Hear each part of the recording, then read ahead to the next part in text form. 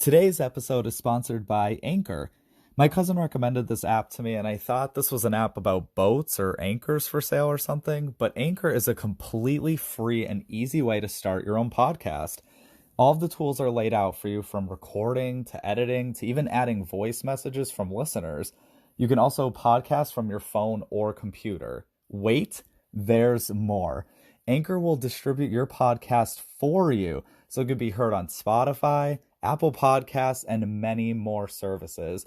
No tedious individual uploading and sharing. And the best part, you can make money from your podcast with no minimum listenership. It's everything you need to make a podcast in one place. Download the free Anchor app or go to anchor.fm to get started. That is the free Anchor app, or go to anchor.fm.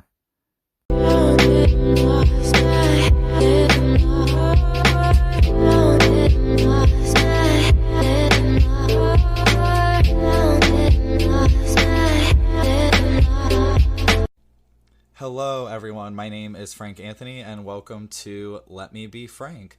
So, episode 9 we are on today, and today's topic is do's and don'ts in relationships. And I have a very special guest here, and the first guest that is right next to me, and that is Monica Leigh, right next to me. You just can't help yourself. I cannot. Hello, everyone. It's nice to be here and in person. F you, COVID. F you, COVID. So yeah, let's just get right into it. So we might be talking about things that are related to our personal experiences or things that we've learned in the psych field and stuff, but we're just gonna go back and forth. Maybe we start with some do's. The do's or the don'ts. I'm just thinking Twilight Zone. Do do do do do do. So, do you want to start? Do you want me to start? I'll let you start. It's your show. Oh, okay. So, one thing that I think would be a do in relationships is to accept your partner for who they are. And I also added having realistic expectations. I feel like since last year and definitely going into this year, I noticed one thing for me, and this is either being in a relationship or not being in a relationship, that I'm not going to say it's bad to have expectations, but I noticed my expectations were very high for pretty much anyone and everyone in my life, and then they wouldn't live up to that expectation that I had built up so much and, in quote, let me down. But like I said, it was just very high expectations that I was setting for those people, and kind of like almost unattainable expectations in ways that, I mean, you just had to kind of be like a mind reader in order to hit that expectation. So I would say that your partner isn't going to be perfect, and definitely not perfect all the time. You know, there's going to be fighting, there's going to be arguments here and there. Otherwise, you know, like, it's never going to be perfect 24/7. So that's why I say, like, have those realistic expectations with that person that you're dating, so that you're not just nagging and arguing with them every single second about every little issue that may come up.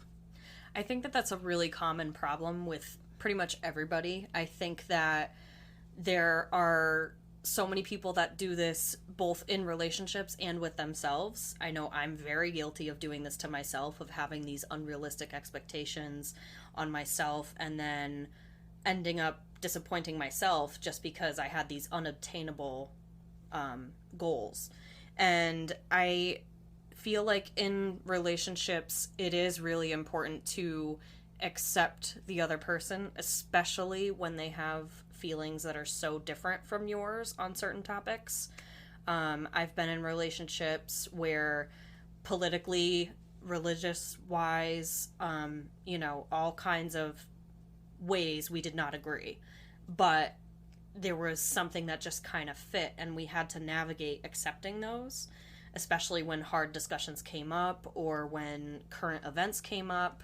And even right now, in my current relationship, we have a lot of times where we just don't see eye to eye. And the way that we've compromised on that is by both voicing our opinions, and they are what they are, and we don't try to sway the other person. Okay. I mean, I am single, so obviously I need to take more of this advice that I've learned over time. I learned it a little too late. Just too little too late. What is a do? What is something, either your current relationship or just in general? A big do in relationships is to have a process of communication. And what I mean by that is to have set rules on the way that you communicate.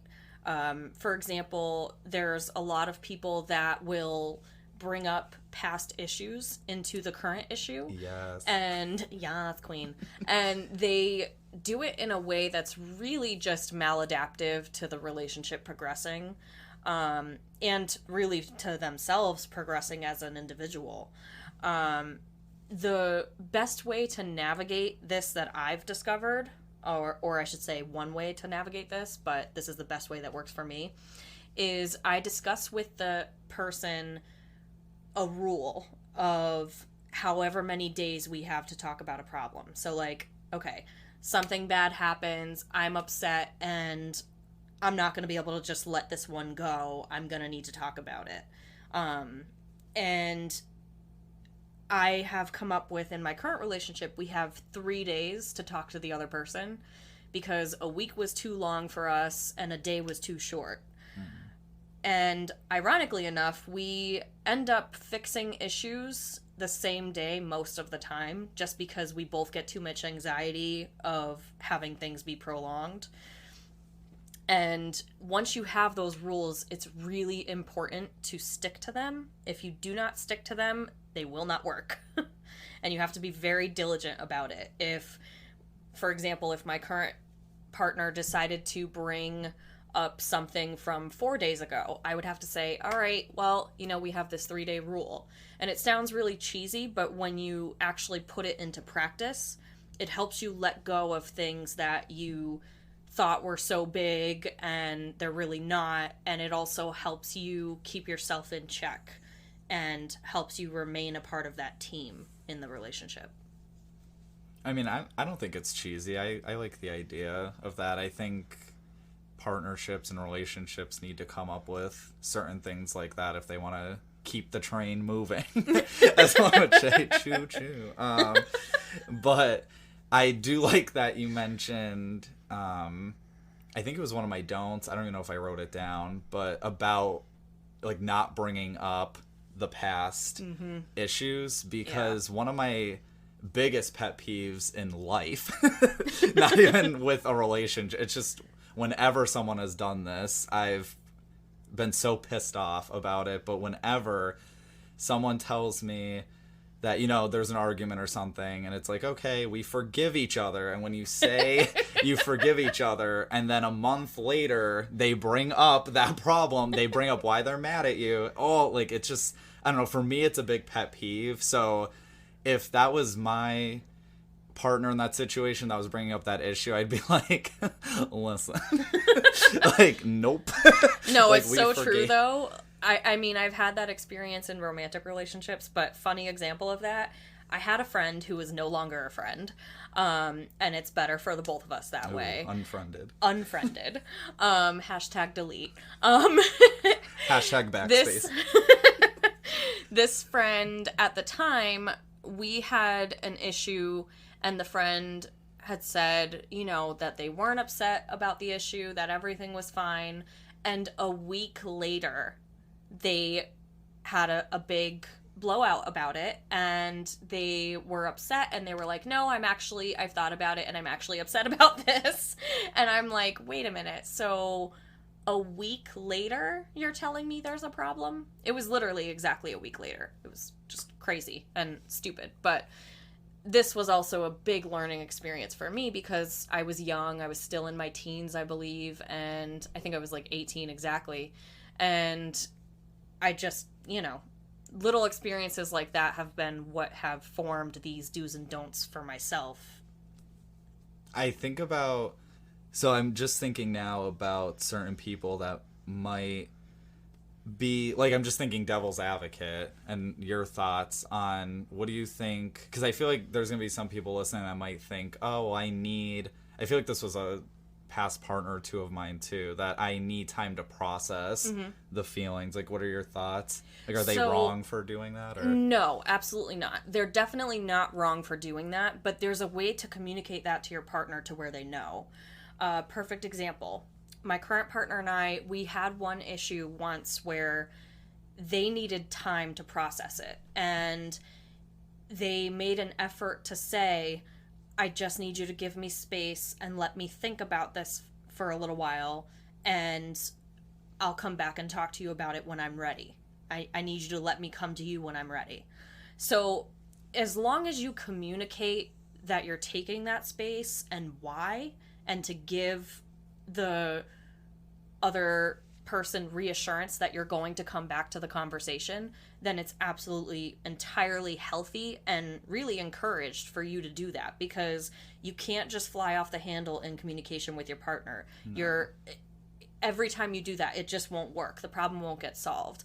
And eventually, in order to fix that outburst, you'll have to come back and have legitimate conflict resolution to navigate that and eliminate it. So I think it's really important that if you do take that time, you just have to communicate it, which pretty much is my number one do, communication. Same. Yeah. I agree. I am trying to, I've had,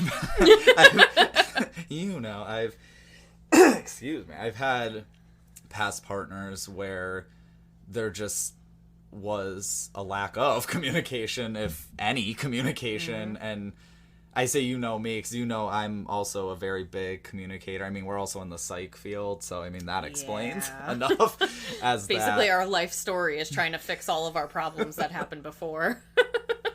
But I guess as I do agree with you on, like, obviously communication is very important in a relationship, I'm trying to also understand that not everyone communicates exactly the same way. I think that was one of my issues in the past, that I'd be like, well, I'm spewing everything at you and I'm shouting and I'm telling you exactly how I feel to the molecule, but you're not doing the same back. Like, what's wrong with you?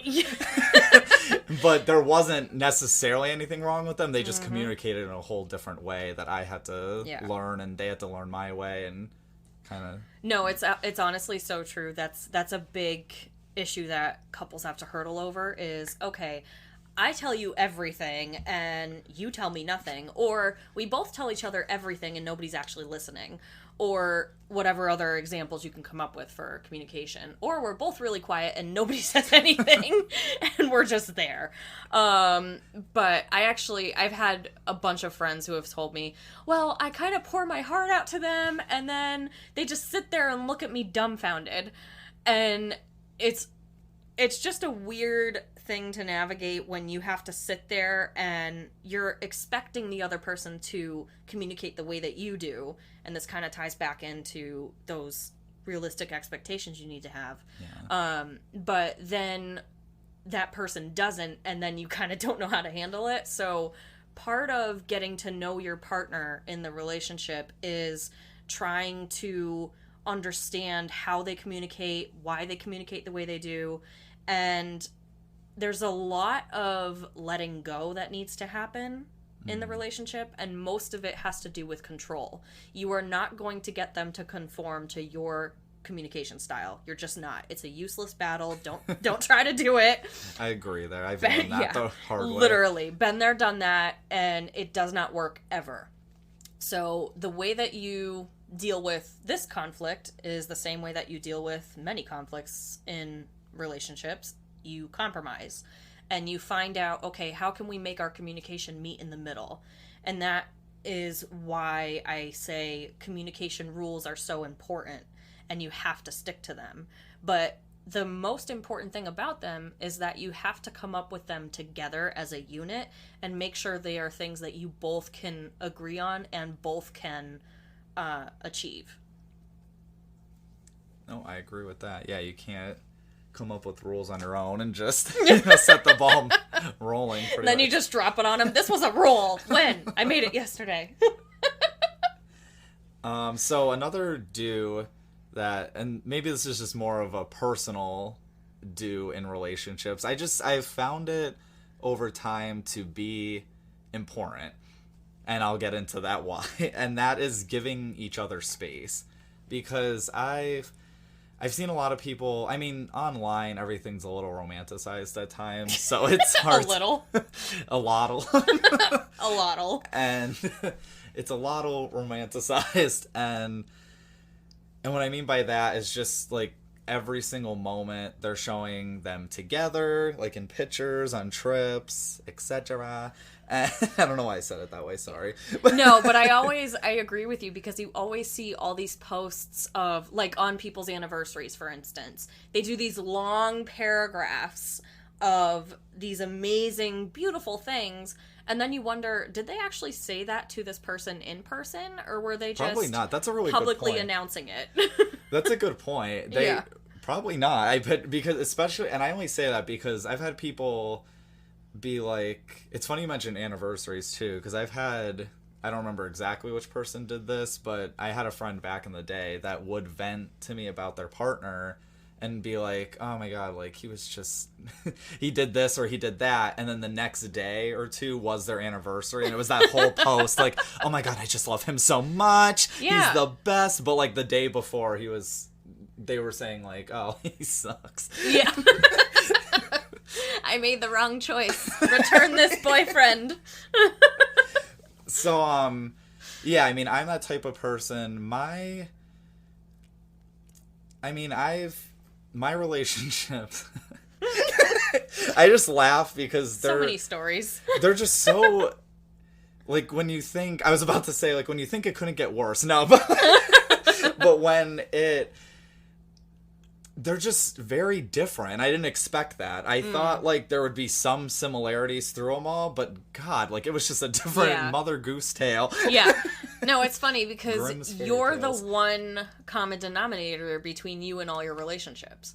And when you go through it and you end up having a bunch of relationships that are presenting to you differently, then you're like, okay, so I'm kind of like bouncing around and picking a bunch of different people, and it's almost like, all right, am I set on what I want, or have I figured it out yet? You know, what were the pros and cons, and you can kind of review that way, which is cool. But then when you have a bunch of relationships that are the same, you're like, what did I do wrong? There's like, then you're like, okay, well, I'm the common denominator, so I must be making all the issues. But yeah, no, I think that giving space, going back to that because we squirreled, Hey. I think that giving space is really important too, because there's gonna be a lot of time that you're gonna spend together in your relationship, especially if you end up living together, you know, going the whole 10 yards, and all of a sudden you're getting married, having kids, the works, you know, or whatever lifestyle choice you want to live. Who knows? But, you know, 2020, you be you. But the important thing about space is that it gives you a chance to still value your relationship, to reflect on it, to keep yourself grounded in the moments when you're not in interaction with your partner. And it also gives you the chance for you to indulge in your individuality, which is so important in your relationship, because if you lose who you are to that relationship, then your relationship is doomed. It's just gonna fail. Yeah, with the whole, like, relationships being different, I had one partner where we would see each other once a week, because I feel like that's always that's always something you have to figure out in relationships, is how often are we going to see each other? Like, is this an everyday thing, a couple times a week, once a week? Mine, because of me liking the space, the once a week thing seeing them I mean, and this is also, mind you, not living with the person. If you're living with the person, obviously you're gonna see them. I'm just gonna see you once a week. Yes, we'll share the common rooms, but keep distance. I feel like I had to make that clear. Yeah, I mean, the once a week not living with them, at first it was, I guess I would say, disappointing it felt, because of course, like, when you're really into someone, you want to see them as often as possible. But then I had to learn too, with life and everything, people get busy, and once a week actually wasn't bad. We still were talking pretty much every day. So as long as, like, that communication's there, the relationship after that one, or one of my latest relationship, we'll put air quotes, he lived a couple hours away, and I saw him like a couple times the whole entire, like, in person. Because we would video chat almost every night or whatever. So that really, talk about, like, a patience test. Yeah, literally. And then I know I have a family member that their partner goes away for 3 to 6 months at a time, and it's just like, talk about getting some space. Yeah, so it really, I guess you just have to, obviously, like, with your partner, figure out exactly what your plan is gonna be. But I think it's also good, like Monica said earlier too, to embrace the space. I didn't realize that rhymed. Embrace your space. I think it's good, and then you don't get sick of, because what I see a lot of the times is those two people in a relationship, they'll spend every day together. Ugh. And this is them, like I said too, not living together. Like, they're just going out of their way to see each other every day. And then I notice some of these people kind of start, I almost said canceling. They're just canceling people. They're closing out other people in their life, so that they're mostly just, the majority of the time, just talking to this person. But then the two people dating, they have their first conflict, and then one of those people, they need to vent it to those sources that they were kind of closing out before, and then it all starts hitting and crashing, and you're like, oh crap, like, what am I gonna, like, I realized we just needed some space. It's not, like, we don't need to just break up, but... Right. Well, in that case, too, it's when people kind of shut out everybody else, except their relationship. The big problem is that both people are losing their individuality to that team relationship, but it makes for a very solitary life. Like, you don't end up engaging in other people. There's nothing else but your relationship. You become consumed by it. You start to lose sense of who you are, because you're so focused on being whatever part, you play in the relationship, whatever your role is there.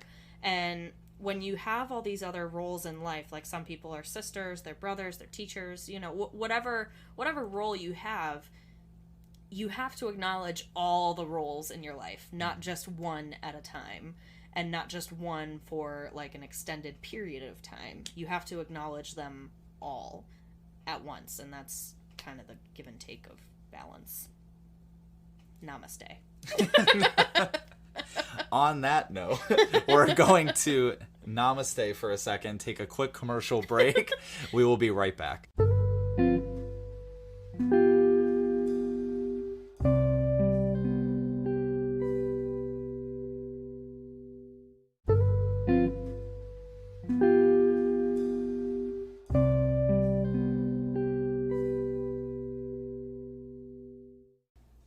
We are back. So, Monica, let's talk about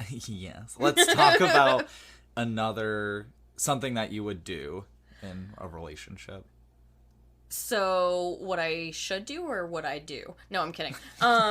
So, one of the biggest things that all relationships go through, and that I make a really big point to do, is build up trust. And there's a way to do that, because trust is such a complicated thing to define.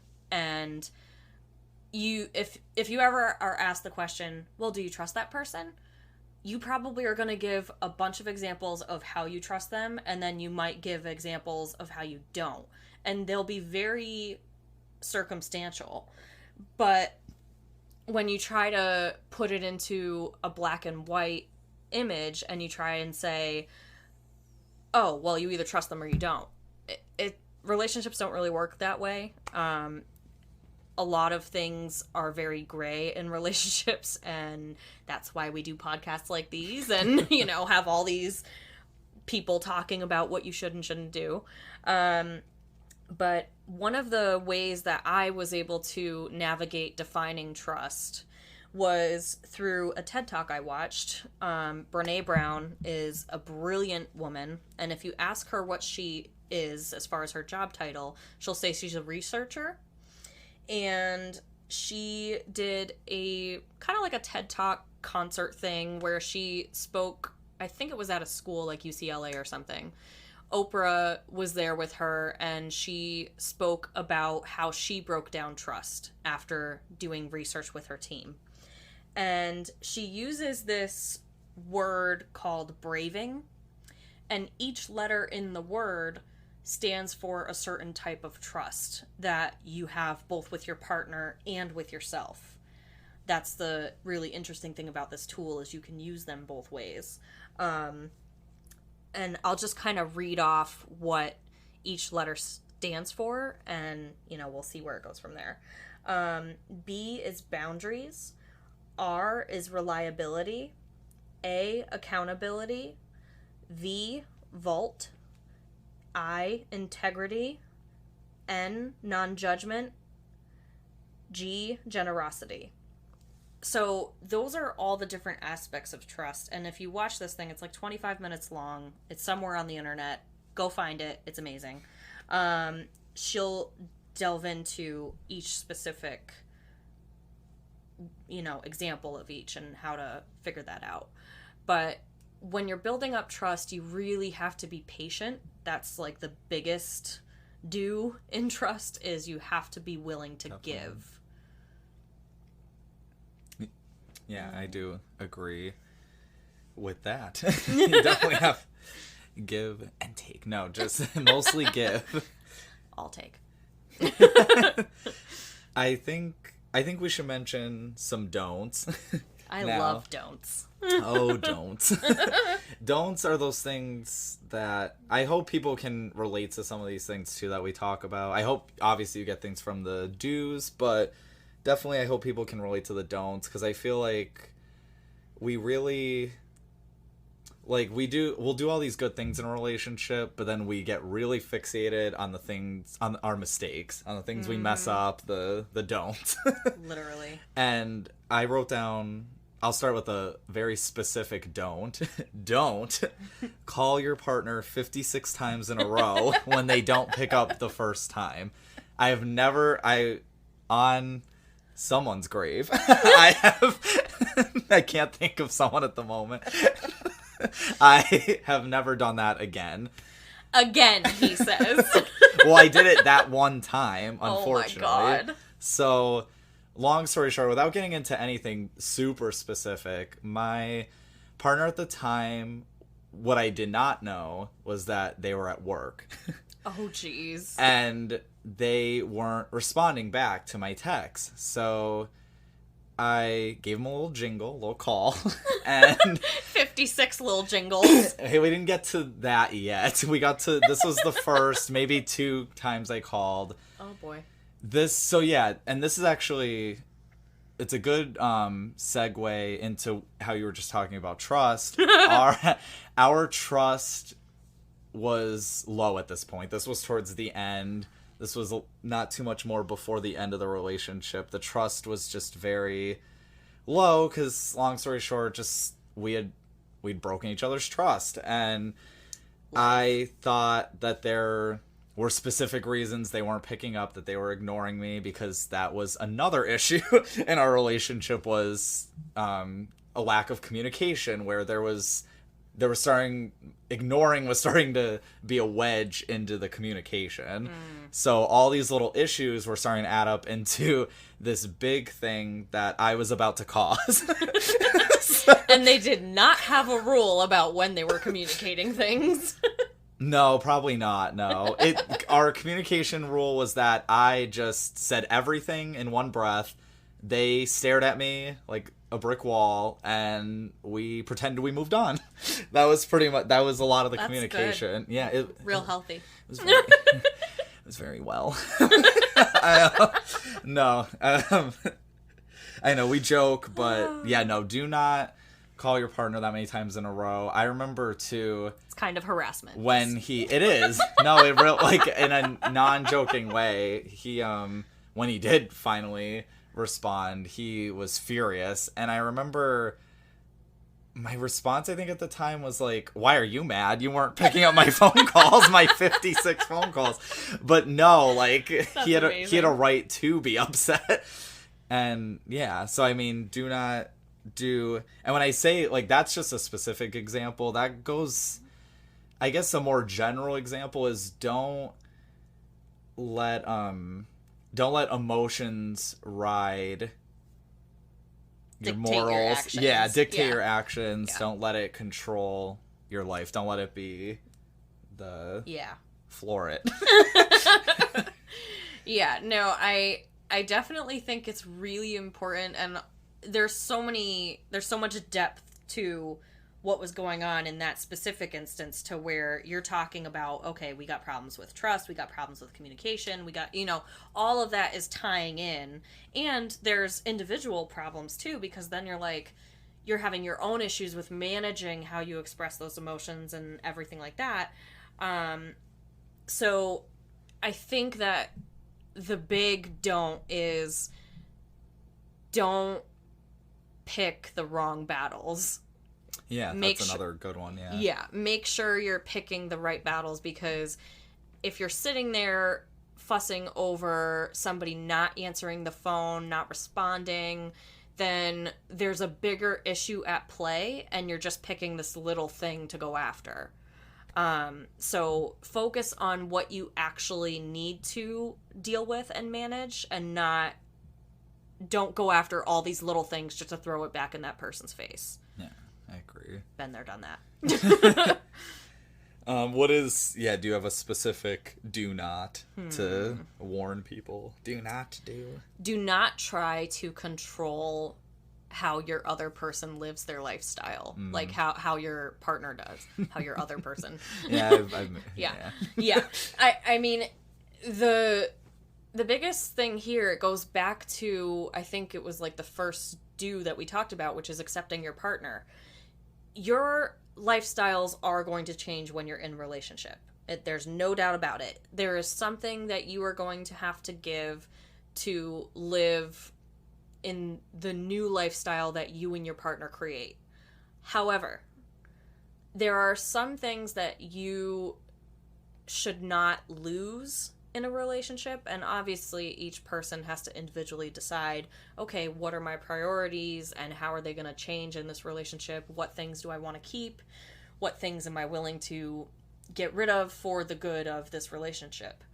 But it's a very dicey game to navigate sometimes, and it just is so important to know that the other person is going to have the same interests throughout the entire relationship. They're going to have the same things that they enjoy doing. They might build some new ones, but they're going to have a lot of the same stuff that you start out with when you're starting to get to know the person.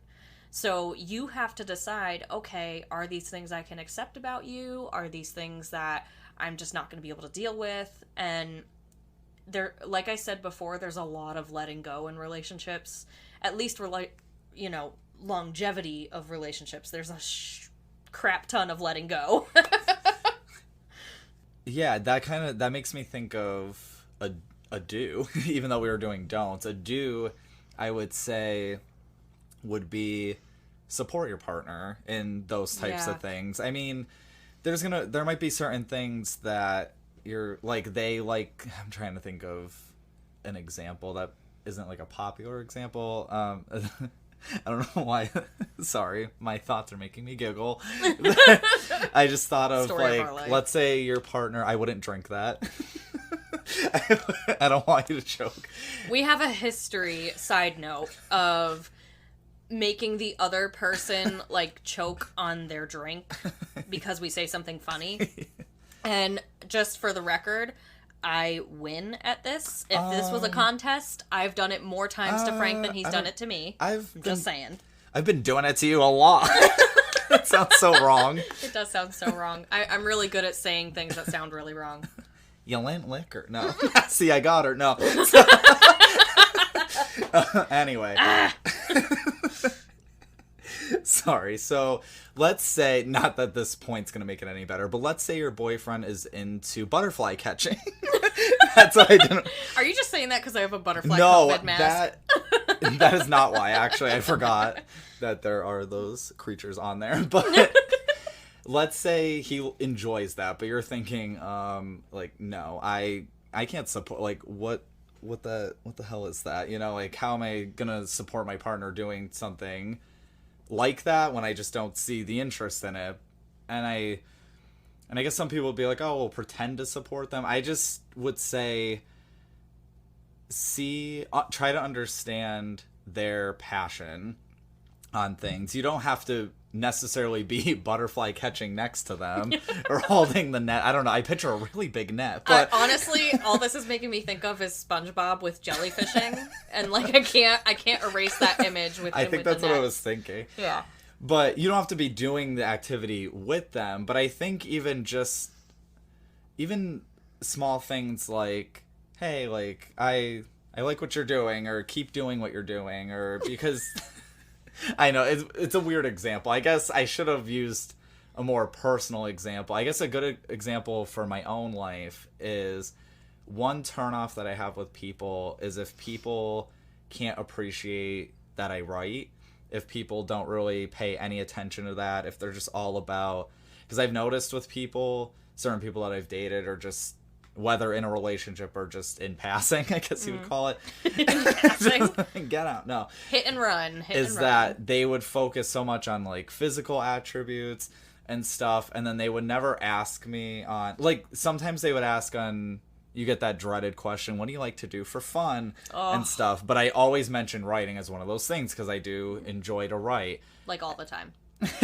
One time we had a sleepover, and I kid you not, he woke up at 6 a.m. and he was sitting there working on an English essay.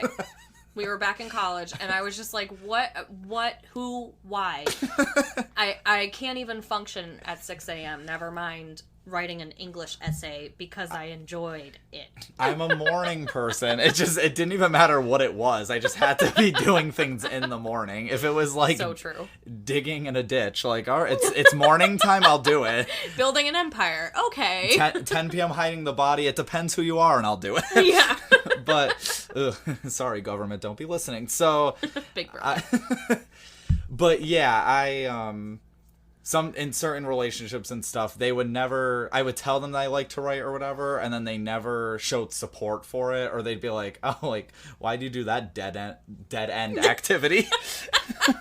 And it's like, oh, like, it would have been nice to get that support. Like, it just makes it awkward when anything and everything that you do in your life, your partner's like just a dud, and they're just like, no, like, I hate that. Yeah. Or like you were saying, like, don't change your partner. Right. It would be like, my partner likes to rock climb and I like to do my things, but they like force me to just be into rock climbing. Like, that's something I wouldn't do. Like, you shouldn't do with a partner. Yeah. No, I think that if it's something that you just can't bring yourself to find interest in, and I really don't have a good example off the top of my head right now. No, yeah, butterfly catching. Yeah, butterfly catching. If you just know you're never going to find interest in it, and you would prefer that they really didn't involve you in it, then that's fine, because if anything, you can say, all right, well, this is one way that they keep their individuality, and I don't have to worry about being a part of that in the relationship.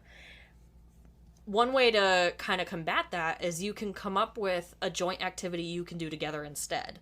And it can be something that is new to both of you. It can be something that maybe you like or they liked in the past, or, whatever it is, you can come up with a joint activity instead. And that way they can still keep their individual activity and you have something you can do together that still acknowledges the relationship. Yeah, that's a good point. I don't even know whose turn it is. I don't either. I can't keep up with counting or turns or anything that is necessary in life. But so I'll mention another one. I'll just go. Take it away, Frank. Okay. So an important one I think to mention is don't rely on your partner 100% for happiness. Oh, so true. I've made that mistake quite a few times. Raise your hand if you've done that. Y'all can't see it, but my hand's up. There's tons of hands in the audience, but but yeah, I mean, it's something that I think many of us have done. You get so, I guess, like high, I would say, and happy off of the feelings you have with this person, especially when you're first dating, that whole honeymoon phase and whatever. Like, you're just so happy with that person. It's just such a good feeling to discover this like person and this new happiness you have with that person. Honeymoon stages. Yes. I remember what those were like. I don't want to go through them again. I'm gonna have to. I know. I'm in that awful single mode, but yeah, my partner and I joke about this all the time about the honeymoon stage and whether or not we're in it or if we've went through it or if it's coming. And we like we joke about it all the time. It's pretty funny, but yeah, honeymoon stages are interesting. But sorry, were you gonna? I was just gonna say pretty much with that point when the relationship ends, when it dies. Sorry, I felt like I said that. I was like, when it dies. Die. I didn't mean to say it. But when it just crumbles. No, but... into oblivion. When the relationship ends, then it's like life's over, pretty much, for people. That's what it'll feel like a lot of the time. When in reality, it's not like the partner... I mean, at least in most cases, it's not like the partner passing away. It's the relationship ending. Mm-hmm. And like, they're still alive, you're still alive. You're just heartbroken. Yeah, no, it's definitely true. There is something really important about you being the source of your own happiness. Yes. And this comes from both friendships, when you're single, when you're in relationship. It's really important that you find whatever it is going to take for you to be happy and not look for that from outside resources. And this is coming from a person who has looked for that validation from outside resources numerous times in her life and has had to adjust to finding things that make me happy. And this goes to just simple self-care, mental health care of what coping skills do you like, what activities do you like to do. Taking the time to really know who you are before you embark on this new relationship is really important. I feel like too, when you don't have that established, something I know that I've been through, I have an ex that I can nickname them the lightning rod. And what I mean by that, nothing sexual or anything. It totally sounds sexual. No, because it wasn't lightning. No, but very discreet, very subtle. Anyway, so what?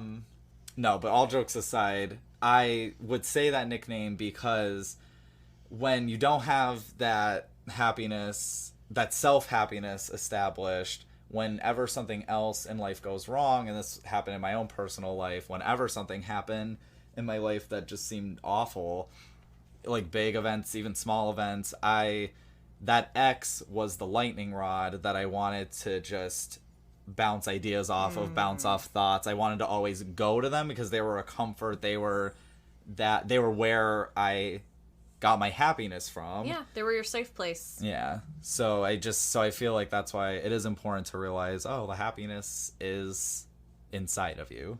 Yeah, no, it's absolutely true. And there's a line that if you cross it, that person is not a source of happiness that you can use. they become your only source. Yes. And they become your crutch. And you start to lean on them and use them to fulfill all of your needs. When you have to do the work and you have to fulfill a certain amount of your own needs in order for the relationship to progress. Yeah. Yeah. So we're going to take one more quick commercial break. We will be right back.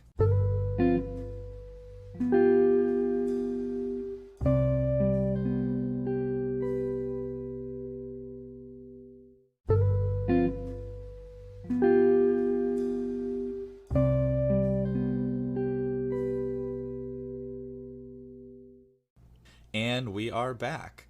So we went over some do's and some don'ts. A do that we missed that we can touch some base on, because it's important. I think it's something I read in one of my books I've been reading. Like, currently I'm reading The 5 Love Languages by Gary Chapman. I love those languages.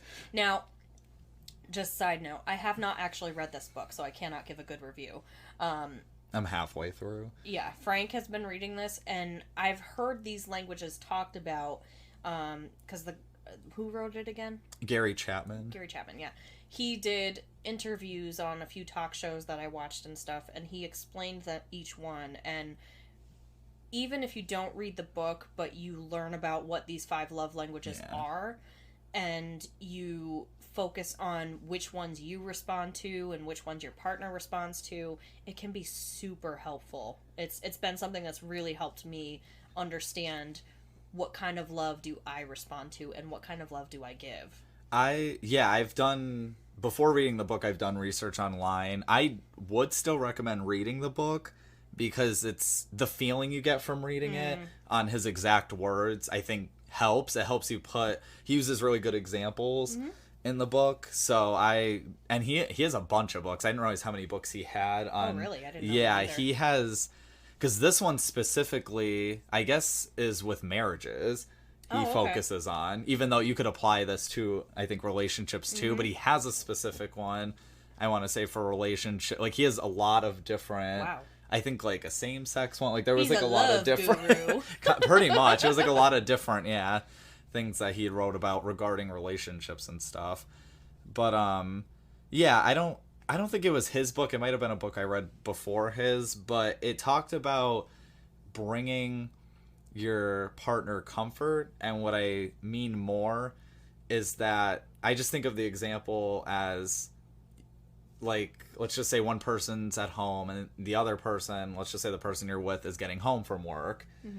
And I feel like what I've heard from various people, or what I've seen, is the second that person that's coming home from work, when they come in the door, it's like immediate, like, nagging at the person when they just probably got home from a potentially stressful day. And it's not like, oh, how was your day, like the niceties and stuff, or like comfort or anything. Because I feel like home should, at least, like, in a healthy sense, and not like, because I mean, I've lived in a lot of toxic households. I feel like in a healthy home, like, should be like, home should be your comfort zone. It should be where you get the love, because life is tough as it is. You don't need your home life to be tough as well. Yeah, it should be where you can strip everything down from the day and just be, and just kind of go with whatever you need in that moment to recharge and get ready to face everything again the next day. Yeah. So I would just say that pretty much, like, instead of that, I've just seen people where it's like they had all the issues built up, and then as that person gets home, it's like, let's just unload all of the issues at that person, when, like, maybe just don't right in that second, like, kind of just let things settle for a few minutes at least, like, let them get through the door, and then you guys can start having, like, certain conversations if you feel like you need to have, or even if it's like venting, because I know obviously partners vent to each other about a lot of things that's not in between them, that just things in life. Like, I would suggest waiting to, like, at least, like, provide some of that comfort and love first, and then, vent about some of those little things if you want, so that it's not just like, almost, so you're not just using your partner as like a dump and Yeah. dumping all of this like Yeah. negative information, and that's like what you use them for in a sense. Yeah, no, but it's absolutely true. I think that there's so many different ways to, like you said, bring comfort to your partner. And a big one is coming up with a routine. So for this particular example, when that person gets home from work or from wherever they were at, come up with a compromise of, okay, I've been wrestling with the kids all day if you're a stay-at-home parent and the other person works, and I need you to take them over so I can get a break. Maybe compromise and give that person 15 minutes, 20 minutes to settle in, what have you, whatever the circumstance is. And then you get your time after that, after they've had a moment to decompress. Or sometimes people will say, okay, well, take the drive on the way home as your decompress time, and that might be enough for some people. I've noticed sometimes I will sit in the car for a few extra minutes to decompress and just have my thinking moment to myself before I go in the house. And that has helped me a little bit. And that's not the only time you can bring comfort, though. There's so many times where you can be the nurturer and you can be the person that makes the situation better. And it's really important to know how often you're doing that, so that way the other person is feeling like they're getting just as much out of the relationship as you are. Yeah, exactly. Do you have any more points to touch on for do's or don'ts? I don't. No, I'm just kidding. Okay. I honestly, I think that we talked about a lot of things that are pretty common in relationships, common issues that people have. And honestly, the biggest thing, if you want a relationship to succeed, if you have positive communication and healthy communication, more importantly, then all other aspects of your relationship are affected by communication. Even just body language is a huge part of communication. So really being aware of your communication status in the relationship and how well or poorly you and your partner do that, and focusing your attention on that can really benefit all other aspects of your relationship.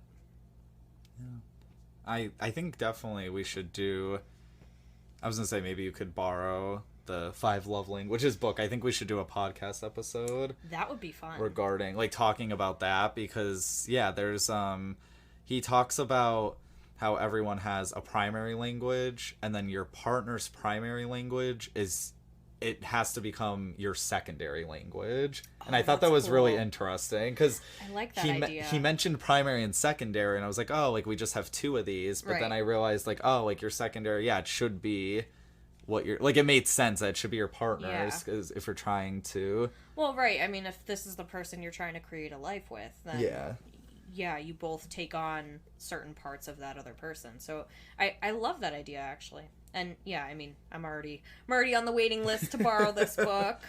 I'll try to get through it quicker. Well, no. You must absorb it. You must absorb each and every piece. I know. But yeah, so, and you can, and people probably have, like, multiple love languages too. I think it said something like that too in what I read so far, which is normal. Do. I have probably at least 2, and that's why I was thinking, oh, that's my primary and my secondary. But hey, I mean, get familiar with as many as you can at this point. But yeah, so I think that's it for today's episode. Wow. We made it through it. We made it. I want to thank today's sponsor for sponsoring this episode. I want to thank Monica Leigh for being a guest with me. Smee. Thank you very much for having me. I love that we finally got to do this together, because we've been talking about it for a while. And I would love to come back at some point. Yes, and definitely. Thank you all for listening. Whoa. I Someone listens to my podcast. She's taking one of the points. I mean, I'm just saying, I would like to thank them too, because I'm protective over you. You're my bestie, and it's nice that you are having people who are dedicated to listening to what you have to say, and your guests. Well, thank you. And I'm going to be understanding because in this relationship, we need to communicate and understand one another. Oh, boy. I also want to thank Sakura HC for doing the intro music for season 1's episodes. And I want to thank Tokyo Music Walker, Tokyo Music Walker, for doing the outro music that you will hear after our voices are done. Yeah, the music is actually really beautiful, so they both do a great job. Oh, well, thanks. Yeah. No one ever compliments on the music. I don't think guests that really listen to the music. I mean, I do. They just are kind of, because people don't, sorry, this is a side note too. I notice because a lot of the guests I've had, and I can totally relate to this, they don't like hearing their own voice. So I don't even know if they listen to the full episodes themselves. They'll listen to the other episodes without them, but their own episode. And I get that. And I said, hey, like, at least you're not me. My voice, unfortunately, is in every single episode. And I have to always listen to this voice. And that's how we talk. But yeah, so thank you guys, each and every one of you, for listening. And yeah, stay tuned for next week. And yeah. Take care. Have a great day. Bye.